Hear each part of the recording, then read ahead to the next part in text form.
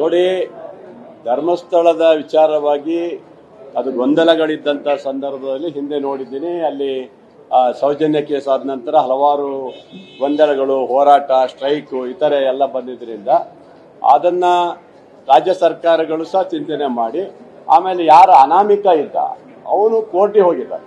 ಅವನು ಕೋರ್ಟಿಗೆ ಹೋಗಿ ಆದೇಶನೂ ತಗೊಂಡಿದ್ದಾನೆ. ಅವನು ಈ ಥರ ಇದೆ, ನಾನು ಇಷ್ಟೊಂದು ಹೆಣಗಳಿದಾವ ಅಲ್ಲಿ ನೋಡಬೇಕು, ನನಗೆ ಆದೇಶ ಕೊಡಬೇಕಂತ ಹೇಳಿ ಕೋರ್ಟ್. ಹಾಸ್ಪಿಟಾಲಿಟಿ ಕ್ಷೇತ್ರದಲ್ಲಿ ಜಾಗತಿಕ ವೃತ್ತಿಯ ಕನಸು ಇದೆಯಾ? ಜಾಗತಿಕ ಅಧ್ಯಯನ ಉದ್ಯೋಗ ಅವಕಾಶಗಳೊಂದಿಗೆ ಭಾರತದ ನಂಬರ್ 1 IIHM ನಲ್ಲಿ ಓದಿ ಪ್ರವೇಶ ಆರಂಭವಾಗಿದೆ. ಈಗಲೇ ಸೇರಿ. ಮೂಲಕನೂ ಸಹ ಆದೇಶ ತಗೊಂಡ್ಮೇಲೆ ಆಮೇಲೆ ನಾವು SIT ಹಾಕಿದ್ರೆ ಒಳ್ಳೇದು ಎಲ್ಲರನ್ನೂ ಕೇಳಿದ ಮೇಲೆ SITಗೆ ಅದನ್ನು ಹಾಕಿದ್ದು ಇವತ್ತಿದೆ. ಆದರೆ ಅವನ ಅನಾಮಿಕ ಎಷ್ಟೋ ತಕೊಂಡು ಹೋಗುವಂತ ಪ್ರಶ್ನೆ ಬರೋದಿಲ್ಲ. ಅಲ್ಲಿ ಒಂದಿಷ್ಟು ಅಂತ ಇರುತ್ತೆ, ಅದನ್ನು ಗುರಿ ಆದ್ಮೇಲೆ ಬಿಟ್ಕೊಡ್ಬೇಕು. ಅದನ್ನ ರಾಜ್ಯ ಸರ್ಕಾರನು ಅದ್ರ ಬಗ್ಗೆ ಚಿಂತನೆ ಮಾಡ್ತಾ ಇದೆ. ಇವತ್ತು ಈಗಾಗಲೇ ಅದ್ರ ಬಗ್ಗೆ ಯೋಚನೆ ಮಾಡಿದ್ದಾರೆ. ಈಗ ನಾವು ಹೇಳೋದಷ್ಟೇ, ನಾವು ಇವತ್ತು ಒಂದು ಧಾರ್ಮಿಕ ಕ್ಷೇತ್ರದಲ್ಲಿ ಯಾವುದೇ ಗೊಂದಲ ಆಗಬಾರ್ದು, ಅಲ್ಲಿ ಏನು ತೊಂದರೆ ಆಗಬಾರ್ದು, ಅಲ್ಲಿ ಒಳ್ಳೆ ರೀತಿಯಲ್ಲಿ ಹೋಗಬೇಕು. ವೀರೇಂದ್ರ ಹೆಗ್ಗಡೆ ನಡೆಸ್ಕೊಂಡಿರುವಂಥ ಆ ಕ್ಷೇತ್ರ ಒಳ್ಳೆ ರೀತಿ ನಡೆಸ್ಕೊಂಡು ಹೋಗ್ಬೇಕು ಅನ್ನೋದು ನಮ್ಮೆಲ್ಲರದ್ದು ಇದೆ. ನಾವು ಇದ್ದೇವೆ, ನಾವೇನು ಅದಕ್ಕೇನು ಇದು ಮಾಡಿದ್ದಲ್ಲ. ಯಾವಾಗ ಕೋರ್ಟಿಗೆ ಹೋಗಿ ಆದೇಶ ತಗೊಳ್ಳೋದ್ಮೇಲೆ ನಾವು SIT ಮಾಡಿದ್ದೀವಿ. ಮತ್ತು ಅಲ್ಲಿ ಹೊಡೆದಾಟ, ದೊಂಬಿ, ಯಾರು ಕಮ್ಮರಡಿನ ಯಾರು ಇದಲ್ಲ ಅವರೆಲ್ಲ ಸೇರಿಕೊಂಡು, ತಿಮ್ಮರಡಿ ಅವರೆಲ್ಲ ಸ್ವಲ್ಪ ಗಲಾಟೆ ಮಾಡಿ ರಗಳೆ ಆದ್ಮೇಲೆ ಇದನ್ನು ಸಹಜವಾಗಿ SITಯನ್ನು ಮುಖ್ಯಮಂತ್ರಿಗಳು ಕೊಟ್ಟಿದ್ದಾರೆ. ಅದನ್ನು ನಾವು ಮುಂದುವರಿಸಿಕೊಳ್ಳೋದಂಥದ್ದು ಏನಿಲ್ಲ. ಅದನ್ನು ವರದಿ ಏನು ಇವತ್ತು ನಾಳೆಯಲ್ಲಿ ಕೊಡ್ತಾರೆ, ಆಮೇಲೆ ನಾವು ಅದನ್ನು ನಿಲ್ಲಿಸುವಂತ ಕೆಲಸ ಮಾಡ್ತೀವಿ. ನೋಡಿ, ಎಲ್ಲರೂ ಸಹಜವಾಗಿ ಕೇಳ್ತಾರೆ ಅದೇನು ಮಾಡ್ತೀರಿ ಅಂತ. ಮುಖ್ಯಮಂತ್ರಿಗಳು ಅಸೆಂಬ್ಲಿಯಲ್ಲಿ ಉತ್ತರ ಕೊಡೋ ಮೂಲಕ ಮಾತಾಡ್ತೀನಿ ಅಂತ ಹೇಳಿದ್ದಾರೆ. ಅನಾಮಿಕ ವ್ಯಕ್ತಿ ಯಾರು ಅನ್ನೋದು ಮತ್ತೆ ತೋರಿಸಿರೋ ಪಾಯಿಂಟ್ ಅಲ್ಲಿ ಕೇವಲ ಒಂದ್ ಕಡೆ ಏನೋ ಸಿಗ್ತಿದೆ, ಒಂದ್ ಕಡೆ ಅಥವಾ ಎರಡ್ ಕಡೆ ಸಿಕ್ತಿರ್ಬೋದು. ಯಾವುದೇ ರೀತಿಯಲ್ಲಿ ಕೂಡ ಸಿಗ್ತಾ ಇಲ್ಲ. ಈ ಜಿಲ್ಲಾಡಳಿತಕ್ಕೆ ಒಂದ್ ಕಡೆ ಖರ್ಚು, ಮತ್ತೊಂದ್ ಕಡೆ ಅಪಪ್ರಚಾರಕ್ಕೆ ಅಲ್ಲ. ಜಿಲ್ಲಾಡಳಿತ ಖರ್ಚಿಗಿಂತ ಕೋರ್ಟಿಂದ ಆದೇಶ ಬಂದಾಗ ಏನ್ ಮಾಡ್ತೀರಿ ಹೇಳಿ?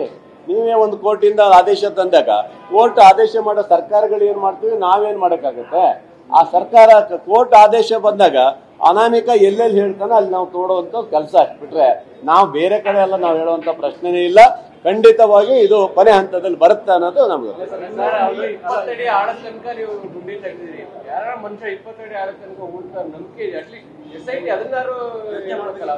ಸರ್, ಏನ್ ಮಾಡಕ್ಕಾಗತ್ತಲ್ಲ. ನೋಡಿ, ಅವನು ಅನಾಮಿಕ ಏನ್ ಹೇಳಿದ ಅದು ಮಾಡಿದ್ದಾರೆ.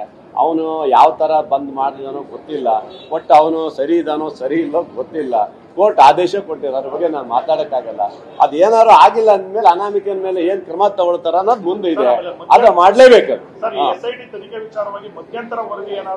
ಎಲ್ಲ ಕೊಡಲ್ಲ, ಮಧ್ಯಂತರ ವರದಿ ಕೊಡ್ಲಿಕ್ಕೆ ಬರೋದಿಲ್ಲ. ಹಂಗಲ್ಲ, ಅದನ್ನ ಕ್ಲಿಯರ್ ಮಾಡಿಬಿಟ್ಟು ಮಾನ್ಯ ಮುಖ್ಯಮಂತ್ರಿಗಳು ಇಲ್ಲೇ ವರದಿಯನ್ನು ಮಾಡಿಸ್ತಾರೆ.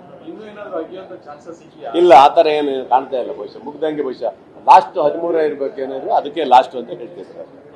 ಸೂಕ್ಷ್ಮ ಪ್ರದೇಶಗಳಲ್ಲಿ ಎಲ್ಲದರಲ್ಲಿ 20 ಅಡಿ ಇಲ್ಲ ಅಯ್ಯೋದಂದ್ರೆ ಅದು ಏನ್ ಸರ್? ನಾನು ಹೇಳ್ತಾ ಇದ್ದಿಲ್ಲ. ಸೂಕ್ಷ್ಮ ಪ್ರದೇಶ ಧರ್ಮಸ್ಥಳ ಅಂತ ಹೇಳಿದ್ರೆ ನಂಬಿಕೆ, ವಿಶ್ವಾಸ, ಧರ್ಮದ ಬಗ್ಗೆ ಆಧಾರವಾಗಿ ಇಟ್ಕೊಂಡಿರುವಂತ ಒಂದು ಕ್ಷೇತ್ರ.